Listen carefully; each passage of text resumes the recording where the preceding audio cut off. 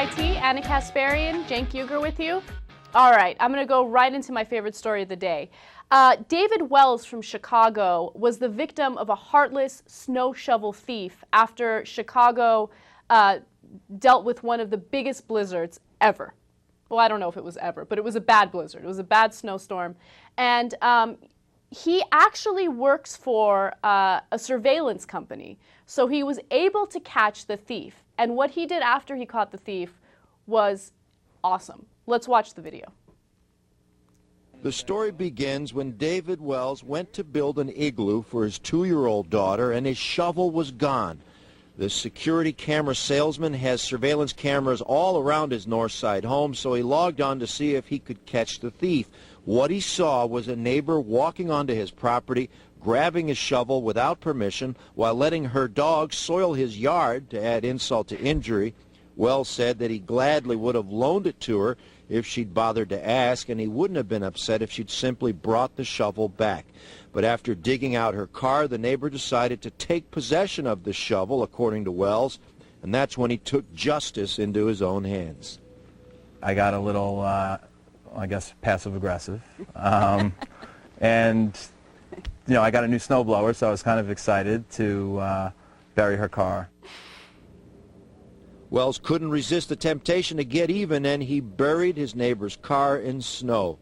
And then he watched the surveillance video later when the woman returned without the stolen shovel, brushing the snow off with the broom, taking her about 4 hours to complete the job, to the delight of Wells. In the dog-eat-dog world of post-blizzard Chicago, it's an eye for an eye, a shovel for a shovel. And this kind of drama no doubt being played out across the city. Parking spaces at such a premium now, and it's just very difficult to find room on the street. And I guess this is just the after effect of that blizzard. The tensions are high and people trying to get their parking spaces, and one woman learning a harsh lesson about returning things that you borrow. Oh, I love that story. Okay, I love that story for a number of different reasons. A, it perfectly illustrates why the snow sucks, okay? And B, he did exactly what I would do in that situation. I'd be like, oh, really, bitch? All right, we'll see how it feels to get all the snow off your car. How about now? You gonna steal shovels now? No, I love it. I think he did a great job. What do you think, Cenk? Well, first of all, of course, you with the snow. That's why, like, as soon as you saw the snow, you're like, what are the worst blizzards ever? Like, it's to you, that's like most amount of snow that's ever been in the history of mankind. No, look, everybody loves the guy because, you know what, we all have a sense of what, you know, at some point you want retribution. Now, this retribution is not like blood retribution. He didn't go mental on her. Right. You know, nobody got hurt. Everybody's fine. But she busted her ass for 4 hours. And that seems like the exact right punishment for stealing somebody's shovel and kind of being a douchey neighbor, especially when the dog took the boop on the lawn. That's where that broke the camel's back for me. And I know about camel's backs, being from the Middle East. Go ahead, JR. Anyway. I'm thinking... I'm giving her half the benefit of the doubt, but there's two things. She probably took it and forgot, like people take pins and keep them and don't know that they kept them, you know? And then, but like, okay, even if she didn't, she's an ass, right? But she comes back next day and she has a broom. Where's the stolen shovel, dumbass? Yeah. No. You stole the shovel, use it. No, that was a great point. That's such a great point. What happened to the shovel? I don't know, but it's amazing that she was able to get her car out of the snow using a broom. That would take 4 hours long. I can't, the snow sucks. Why do people live in Chicago? It doesn't make any sense to me.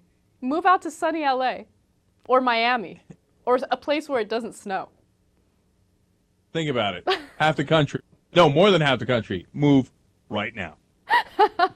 No, don't move. We don't want even more people moving into LA. It's so overcrowded already. But I'm just kidding. No. You know how LA got to be the second largest city in the country when basically there was almost no one here 100 years ago? That's because half the people in Chicago and Cleveland and et cetera went like, what the fuck am I doing here? Let me go to sunny LA. Right? That's how it grew, and that's why Vegas, Miami, they do. One last thing on this. Look, this guy kind of karma happens all the time. Once in college, as part of a prank, I stole something. Mm-hmm. It was stolen back from me in a matter of, 24 or 48 hours. And then I was out a lot of money, and I was like, what? How could somebody steal that? And I was like, oh, right. A little bit of irony. Wait, what did you steal again? Yeah, I didn't mention it. On purpose. You're not going to share that information with us, Uger? Yeah, no. It's been expunged from my record. Everything is fine. All right, all right. I didn't get arrested. It was no big deal, but we'll just leave it at that. All right, okay. The New York Magazine did a really interesting story about pornography and the way that it can affect a male's brain. Now, we've done so many of these stories already, and I was very skeptical about this, right? But the author of this article claims that porn has basically hijacked a male's brain in the sense where a man will no longer want to sleep with an actual woman because he gets all of the arousal and all of the sexual gratification he needs from pornography. All right, now I just got to warn you guys that this article was very interesting, but it basically used anecdotal evidence. The anecdotal evidence was super entertaining nonetheless, and very interesting. So what he did... Yeah. Go ahead, Cenk. So, I share your skepticism, Anna, about the story, but I think the guy was coming from the right place. Mm-hmm. Anyway, because seriously, I think of those things mid-sentence.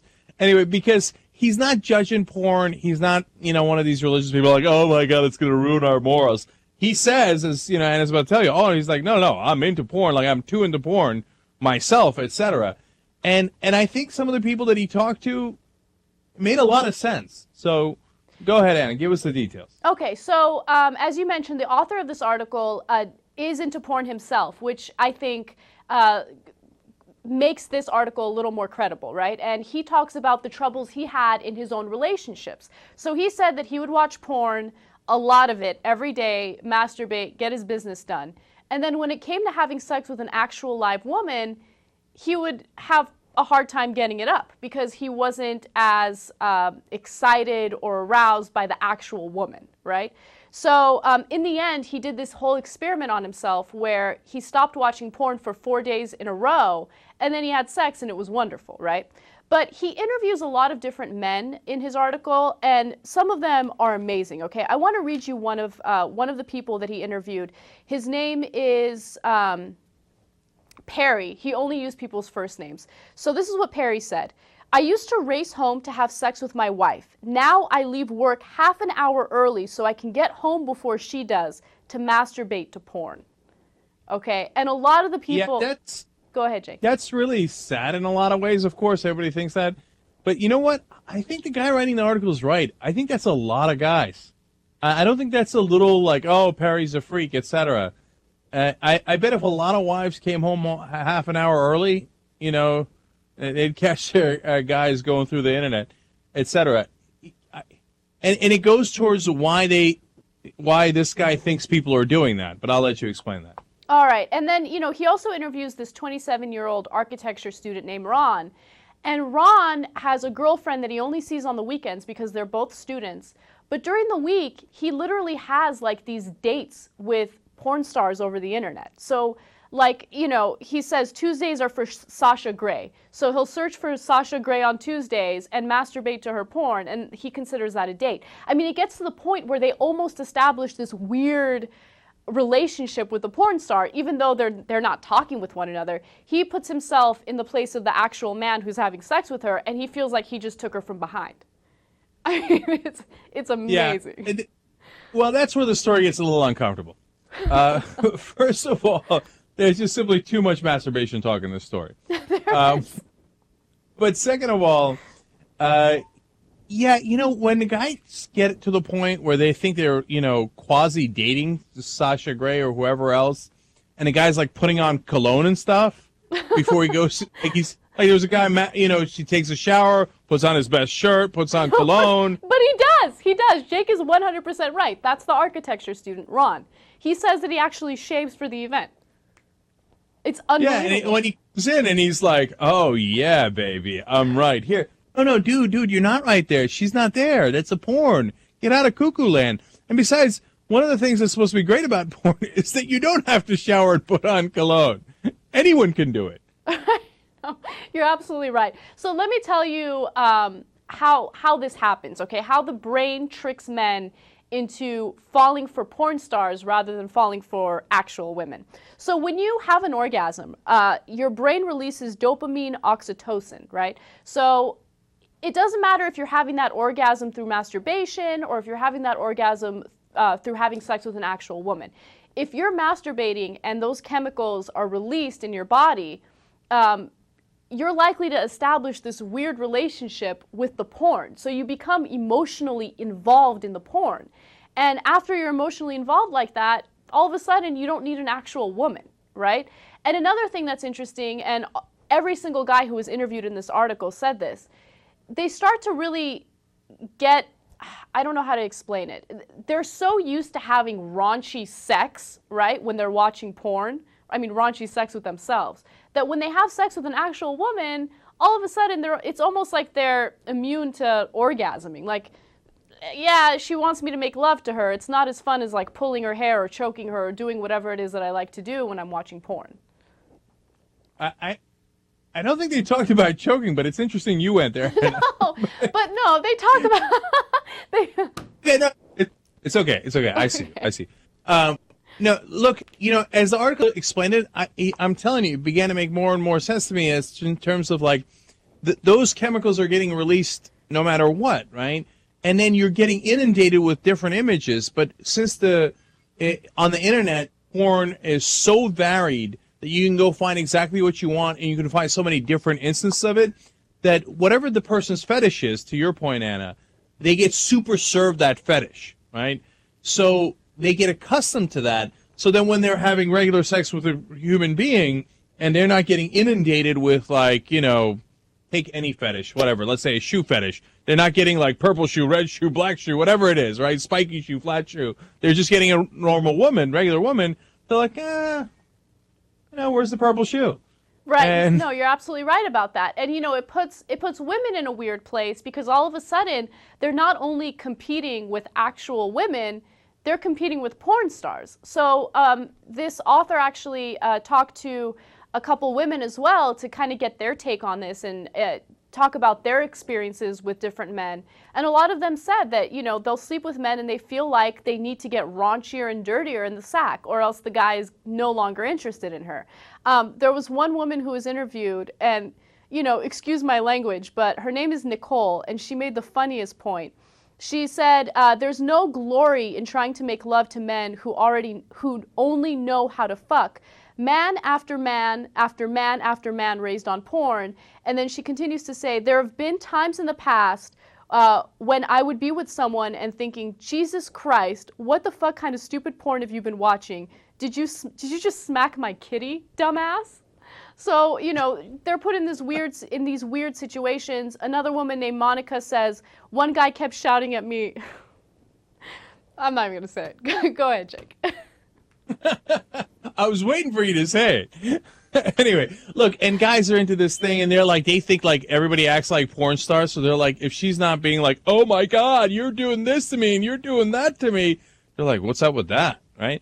So I get all this, but look, if you're a single guy at this point, this is the massive upside of this story, which is that women are now not just competing with each other, they're competing with the porn.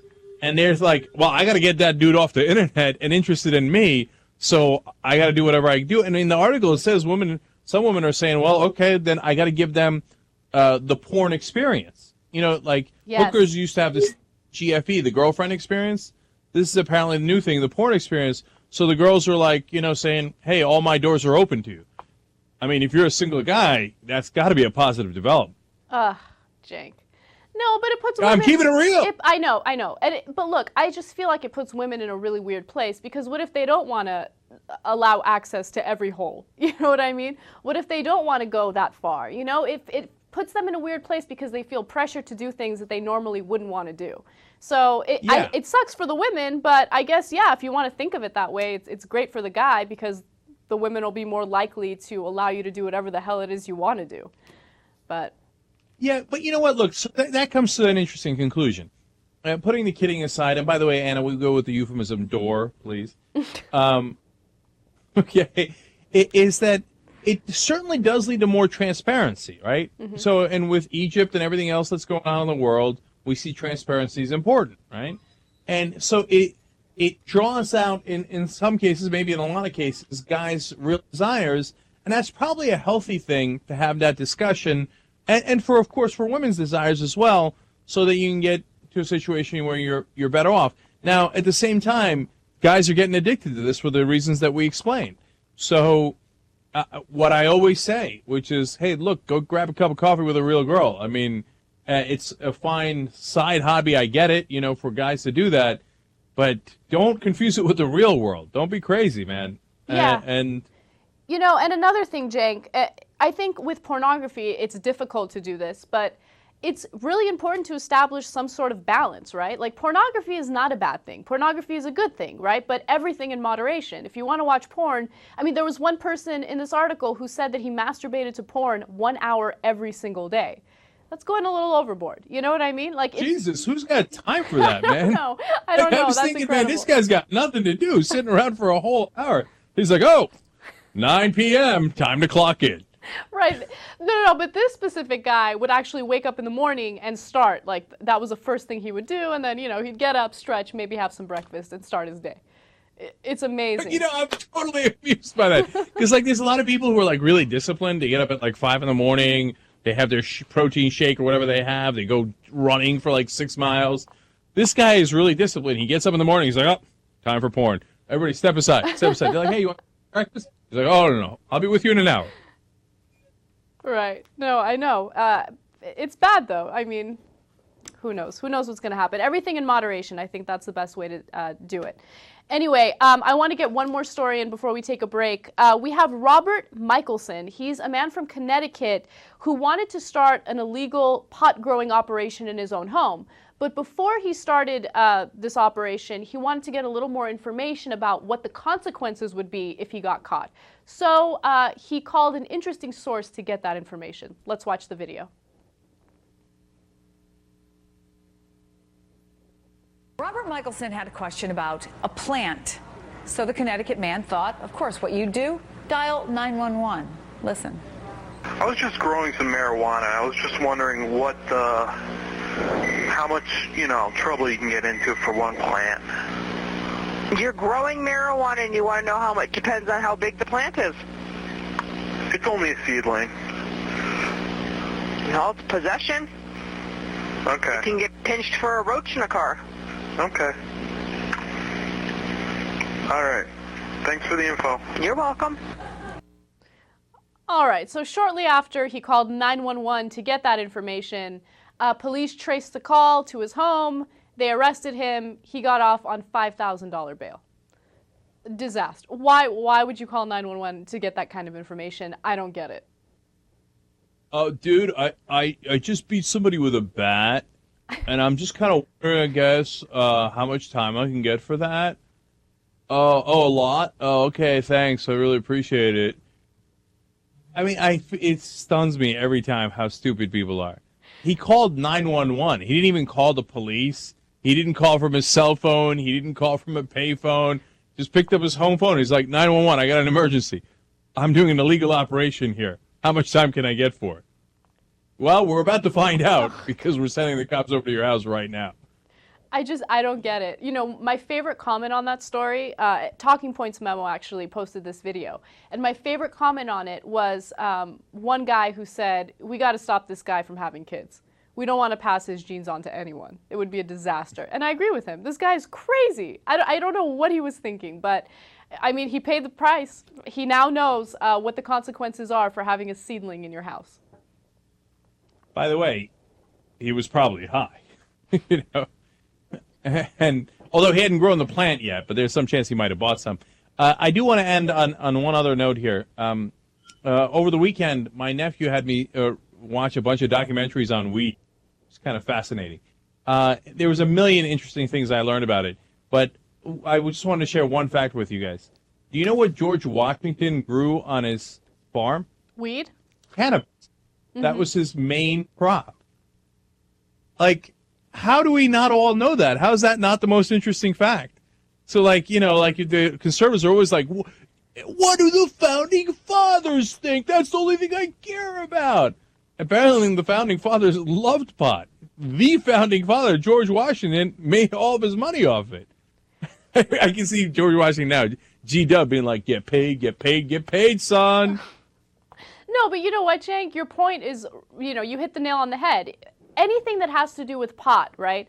We get so much misinformation about it. I mean, of course, I didn't know that, so that's interesting information. But the most important thing is the story that we did months ago about how the war on drugs started in the first place. The whole deception behind that. How come people don't know about it? How come the media isn't talking about it? I mean, I think we're the only show that talked about it, and I think Alternet was the only online publication that wrote about it. Other than that, you never hear about how the war on drugs started with Nixon. It's incredible. Yeah. And there's, of course, a little more complicated. It's, you know, the first federal law was in 1937, et cetera. But that Nixon story was amazing. And you're right. But if you watch the one I watched, or one of the ones I watched was narrated by Woody Harrelson, so some people probably know what I'm talking about. In the beginning, you see, it was this one guy, Anslinger, who got on a massive, like, crusade against pot, and he just built up this enormous propaganda machine to convince everybody that pot was, like, the most devilish, terrible thing of all time. And by the way, one other little quick fact on that. You know, one of the original laws passed, in fact, one of the first ones that passed in the United States was in El Paso, Texas. Okay, I think it was in 1914. And the real reason they passed it is because they wanted to bother the Mexican immigrants. Because the Mexican immigrants had brought it in and they were smoking it, so they're like, it was a good, convenient excuse to pick on Mexicans. Oh, that's interesting. And unsurprising. Yeah, I know. That's how it always goes. Anyway, look, I got a great hour ahead for everybody. If you're podcasting the show, we're flipping the hours. I need you to be calm, okay? So you're probably at the end of the broadcast. But when we're doing the show live, flipperooski! I'm coming with the political hour next. All right, guys, we'll be back. I'm Turks. I'm your host. We're going to show ahead for you guys. Everyone buckle up, buckle down. Here we go. All right. Lots of news today, of course. Was there a day when there isn't a lot of news? Not often. So, Obama went to the Chamber of Commerce today. I think it's a mistake. I always think it's a mistake. Number one, you're validating the Chamber of Commerce. They are a right-wing organization. They spent $33 million trying to defeat Democrats last year. Why are you going to their house? Okay? And then $86 million they spent trying to defeat health care reform. They're not on your side. And when you go to the Chamber of Commerce and you're like, what's up? These are my boys. And I'm trying to appeal to them. Well, then everybody thinks, well, Chamber of Commerce must not be right-wing. They must be right down the middle. Look, the president's there. It totally validates them. It's the same point I make about Obama going to Fox News, which we'll get to later in the program. So he goes over there and he, of course, does a classic Obama speech where he's like, look. I'm going to give you a lot of what you want, right? So I'm going to cut down on regulations for you. I'm going to cut down on corporate taxes for you. I'm going to make sure we're going to amp up the free trade deals so you guys get more deals with foreign countries. But in return, I need you to be patriotic and hire Americans. But there's no return. There's no return. There's only, okay, yeah, they're like, fantastic. Let's shake on it. Let's do it, right? Because they know they're going to get less regulations. They're going to get less taxes. And in return, they're not going to do squat. It doesn't work that way. It's not like the CEO of name any company, GM, Caterpillar, IBM is going around, I will do my patriotic duty. And even though it costs us a lot of money and we could be making more profit by hiring in China, I will hire in Poughkeepsie. Poughkeepsie is part of where IBM is. No, if a guy does do that, yeah, that'll work for about 6 months until the board figures it out and they realize they could be making more money if another guy hired in China or India or Vietnam. So that guy who was the patriotic American gets fired. That's how it works. And look, you know what? Let me give you an example of that. I talked about this on the show when it happened, but it's a perfect example. And since we went to Chamber of Commerce today, let me go back to it. It's Leslie Margolin. She was with Anthem Blue Cross. She was, in fact, their president. And do you remember they tried to pump up the rates 39% for individual policyholders in California? And at the time, Margolin complained, and she said, look, quote, I thought the rates were too high. I thought the impact on our membership was too significant. So she had a conscience. She was like, oh, my God. You know, like, no, people can't afford the 39%. Some of them won't get covered. I feel bad. They're like, oh, yeah, that's a good point. Fired. Gone. You're done. That's what I'm talking about. That's the corporate machine. Even if you want to do the right thing, it's not going to last because they're going to fire you. So Obama goes to the Chamber of Commerce. He's like, pretty please, please, please hire Americans. No, don't ask them pretty please. Say, look, here's how it's going to work. You want a tax break? Well, then the only way you get it is if you hire people in this country. If you don't, God bless your heart. I got no problems with you. You know, you call yourself an American business.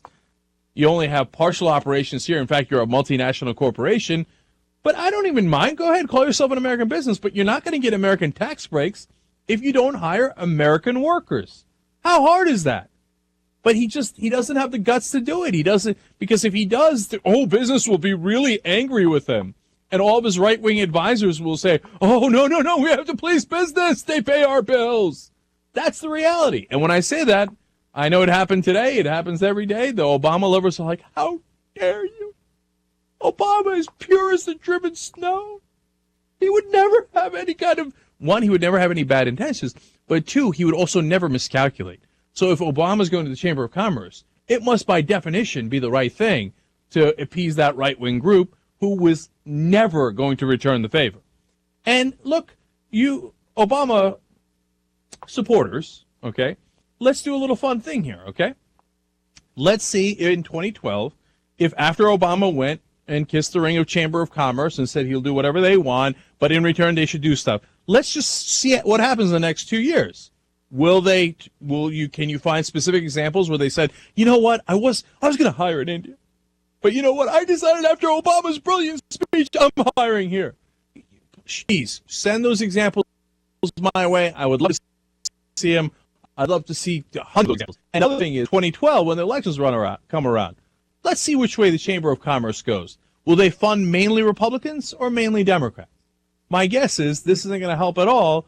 They're going to get, the Democrats are going to get sucker punched anyway, and they're going to fund the Republicans. I could be wrong. If I am, you tell me. But I always I'm not a Monday morning quarterback. I always say it ahead of time so you can see whether I'm right or wrong. So go ahead. And you know what? The people who are like the big Obama supporters right now, they don't want to make that bet. Because the reason that they don't like me is because they think, damn it, he's probably right. But I could be wrong. Hey, look, I've been wrong many times before, especially in sports, but don't get me started. You know what? Let's get started on that. I'm going to come back to Egypt and Sarah Palin. I'm going to let you finish in a second, Sarah. But first, since we're on the Super Bowl, Glenn Beck has a bone to pick with what's happening at the Super Bowl. Since he's the paragon of wisdom in this country, I was very curious as to the very important and legitimate points that he was going to make here. So let's go to clip 13 and see what he has to say. But did anybody notice Pittsburgh, number 22? Don't know William who he Gay. was. Pardon me? William Gay. Okay. All right. That's his name, William Okay, Gay. I didn't know if that's what you were just bringing up. Number 22 from Number Pittsburgh. 22, William Gay. Mm-hmm. So, did you see him? Did anybody remember this? I didn't notice, Okay, was anybody else, I don't know, offended by, I don't know, can you put your hand on the heart? Oh, yeah, I saw Can you do several that? players doing that. And there were, yeah. One of the Packers, too. And some of them were just like hanging on their jersey. Some of them were Yes. talking, and it's like, it's the national anthem. Yeah. I mean, my son, Rafi, we were sitting there, and he's talking, and I'm like, shh, put your hand on your heart. And so he sat there. You don't. But Yeah. just standing I'm in your teaching, living room with no, your no, hand we're on not your heart? standing in the living. I mean, we there's were snacks. sitting. We were sitting together, and and he was talking. And I said, "Shh, teach him young. Put your hand on the heart." And so I was really offended by the sports players that were just hanging on their jersey and everything else. Yeah, well, you You don't. First of all, you don't watch enough sports not to call them sports players. but secondly, that happens. He's mocking me. That happens all the time. It shouldn't with these football players, basketball players. In baseball shouldn't. it happens. It shouldn't, Anyway. but it does. Yeah. So William Gay, But sports players, I'll tell you that a lot of them are just they're into the game. They don't want to be bothered with the national anthem. Some of these sports players are like, I'm here to play football, not sing national anthem. And I don't know. Really? Sports so the players country are like that. So the country that gives them the ability To make 10 million. And to pursue their happiness in peace and safety is not worth putting your hand on the heart. Well, it's a sports player for you. How can I It's a stinking smack sports you player. so your whole family will go numb? At least one person. I saw one person. So thank you, William Gay, number 22 of the Pittsburgh Steelers. Thank you for at least having a moment. And if you were thinking about, have you seen the taxes in my check? And you were crying about that, don't tell me. I want to believe that it was something It's a respectful sports player right there, number 22. I'm wondering who knows less about sports, Glenn Beck or Anna. Because you can tell from that conversation, that dude doesn't know a thing about sports. He's like, and this William Gay from apparently the Pittsburgh Steelers. He's a sports player, and he was being very, very disrespectful. Look, credit to his producer for making fun of him on that. And he's such a child, man. He's such a Beavis. Look, I know I'm guilty of this sometimes, too, but he's like, William Gay. Okay, the guy's name is Gay. I got it. Okay. But to his main point. Look, Republicans always claiming, the liberals love to be the victims, and they're always offended by this or that. I don't think that's true at all. But look, he can't wait to get offended. He's like, I was watching those sports players on the Pittsburgh Steelers and the Green Bay Packers. By the way, remember when they made fun of John Kerry for saying Lambert Field instead of Lambeau Field? He doesn't even know sports. What happened, Glenn? What happened? Anyway, and he's like, and they didn't even put their hand on their heart. They were playing with their jersey of the sports players. Dude, well, why do you care, man? Why do you care? It doesn't mean they don't love the country. It's that they hear that every time before a game they're doing something. Who cares? And one, it means nothing about them. Two, even if it did, why do you care? It doesn't make me like or dislike them anymore, and it certainly doesn't make me like or dislike the country anymore. He's looking for a reason to get offended and make his stupid political points. Watch the game, dude. The only thing, though, Cenk, with that was we watched a little bit of Christina Aguilera butchering the national anthem.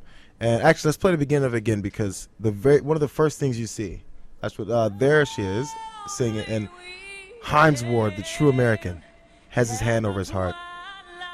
So the thing is, who knows what he was even looking at? Yeah, half the guys do it, half weren't. It always happens that way. But the whole point is some guys do it, some don't. But he decides to point out one guy, which showed actually how close he was watching anyway. Because who's really looking at that is the second thing about it. Yeah, no, and you're right. He does a fact-free show. So I don't know what I was thinking, assuming that anything he was saying was even vaguely true. Probably 90% of them put it on there. But he just saw like 10% of the players who were looking at Christina Aguilera instead. And he's like, oh my God, these goddamn sports players. By the way, did he say his kid's name was Rafi or something? What was that? That's what I heard that too. I wonder if it has to be short for something though. I don't know, man. That sounds like some sort of Islamist name or something. Oh, is there Sharia law going on in the Beck household? And There's actually, probably some old. How much do you really believe that he told his kid, make sure you have your hand on the heart, Rafi? I don't know if I even buy that. You know what? Maybe you're right. I hadn't even thought of that. Again, I just assumed that he was at least telling the truth about what was happening inside his own head, but you might be right about that too. I mean, and can you imagine what a pain in the ass your dad is when he's like, "Are you got your hand on the nationalism, you son of a bitch?" And, Dad, I'm trying to eat nachos. I'm trying to watch the Super Bowl. Can you stop riding my ass for a second? Sounds like Rafi is the opposite of a young Cenk Uygur in his Turkish household. All right, in the entertainment hour, we talked about that. Okay, so for those of you who are podcasting the show, you're going to get that in the next hour. You got that to look forward to, more national anthem controversy. But for now, let's stay with Glenn Beck. So all of a sudden, Bill Kristol and Glenn Beck are in a fun catfight over the issue of Egypt.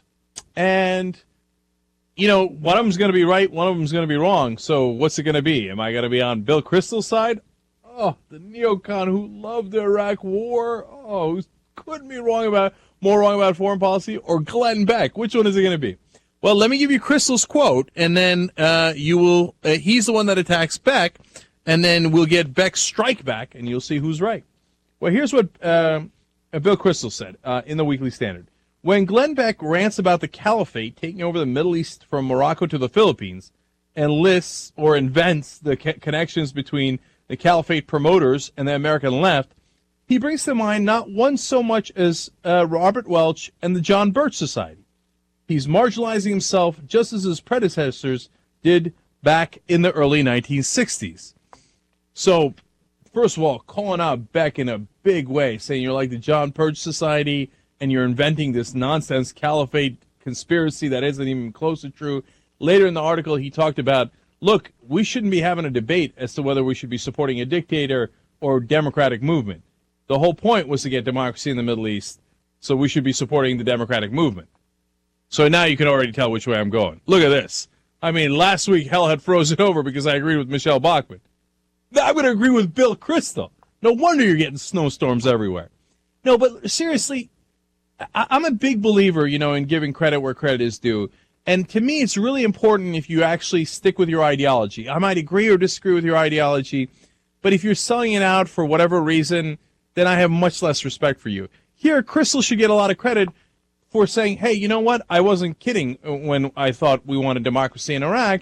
We should want democracy in Egypt. Now, remember, John McCain last week was like, oh, democracy's a virus.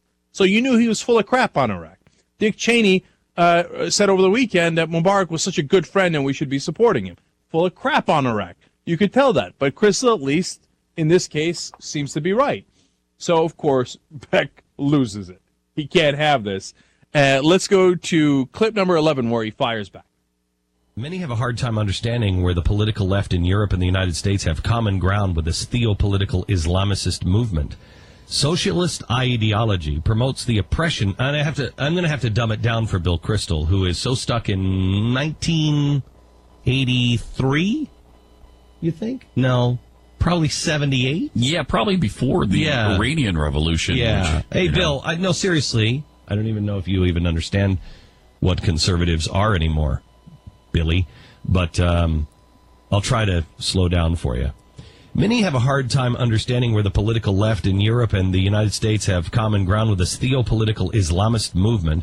Socialist ideology promotes an impression of the individual for the collective needs of society and government.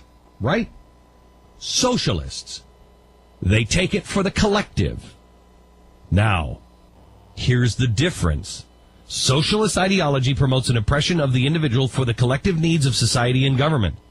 Islamist ideology promotes the oppression of the individual for the common good of the Islamic State. See? See how that's working?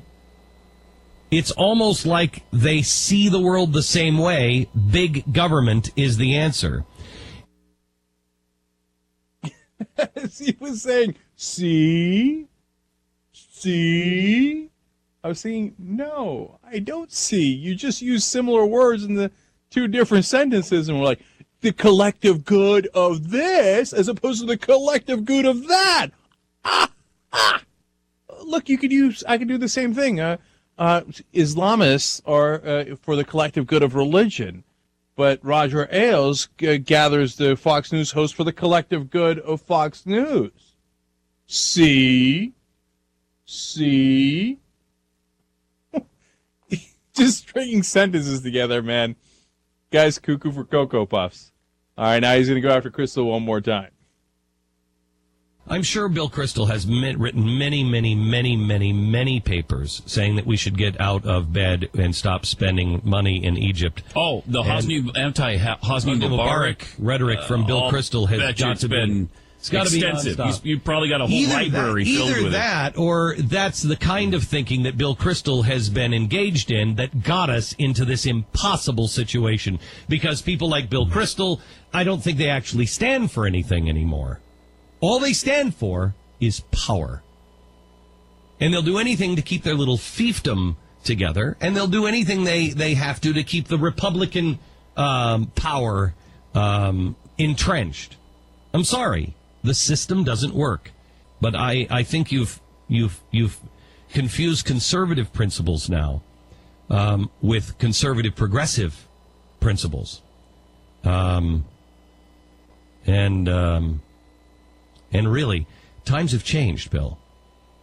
Times have changed, and getting into bed with dictators is really something the left does, and not something that the right should do. That was awesome, because I think he lost himself in the middle of one of those sentences. You know, Bill, you've confused conservative liberalism with progressive conservatism with socialism, conservatism, liberalism. Look, I don't know. He lost me, that's for sure. I don't know if he lost himself. And, of course, as always, what he's saying is the opposite of what makes sense. Bill Kristol isn't selling out here to make money or to somehow get in good with the establishment. The establishment seems to be on Mubarak's side, unfortunately. He's actually remaining true to his ideological principle, which I'm frankly almost shocked by, right? And so Beck's criticism is like the exact opposite of what you can say about Kristol. It's the one thing that makes the least amount of sense. And by the way, Kristol taking a pot shot at one of the most popular hosts on Fox News when he's paid by Fox News is not smart politics. If you want to remain entrenched in power, that's not how you do it. Again, score one for Kristol and score another one against Beck for making no damn sense. So, and look, but whatever the Fox News guys are fighting, it's always fun. All right, let's take a quick break here. When we come back, I do want to get into Sarah Palin and Egypt. I'm a bit of a Beavis myself. I did a little in the middle of that sentence. But anyway, some of you got it, some of you didn't. I hope most of you didn't get it. We'll come right back.